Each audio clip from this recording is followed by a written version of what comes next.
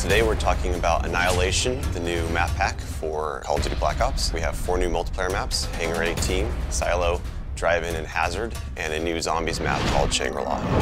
Hangar 18 is based in the highly controversial Area 51, and it has a lot of Easter eggs that play up the conspiracy theory aspect. Hangar 18 is a medium-sized map. It has a pretty classic multiplayer gameplay structure. All the paths lead through and around the hangar. It kind of caters for all game types. You've got your close quarters going through the hangar. You've also got some sniper points as well. Strategically, you want to hold down the hangar. If you can work with your teammates to really control the 4 main flow points, then you're going to dominate the map.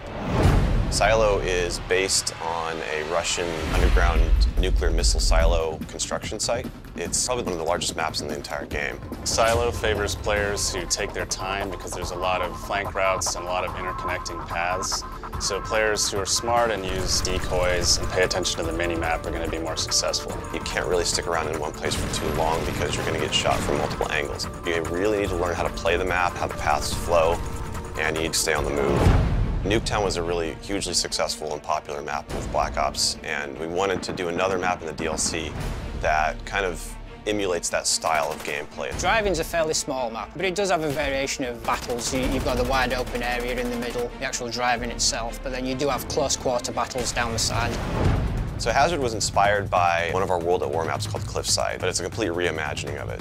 We've actually turned it into a golf course. It's a great level. Hazard is probably one of the only maps in the game that focuses almost exclusively on long-distance engagements, and the long-range snipers and LMG gunners and assault rifle guys are going to have an advantage. You're definitely going to want to avoid the fairway if you're not a sniper and stick to the edges of the map where there's some more intense choke points and medium-range engagements. The story in Shangri-La is shrouded in mystery. I love to leave it up to the fans to derive their own ideas from it and also discover the facts that we put in there. I hope they really get the sense that we've taken this to just a whole nother level with the new weapons, the new environment, the new ways of getting around the map and things like that. There's a lot of holding areas, escape hatches, and things that let you get out at the last minute, which is a contrast to Call of the Dead, where it was a very wide open map. This is a much tighter map. Don't hold out too long. If things look like they're getting rough, get out of there. It's time to go. With Annihilation, we had a goal that we really wanted to push the visuals in all the maps. Each map feels very unique from one another. They feel like the kind of maps that you just want to spend a lot of time in. Annihilation hits Xbox Live Marketplace on June 28th.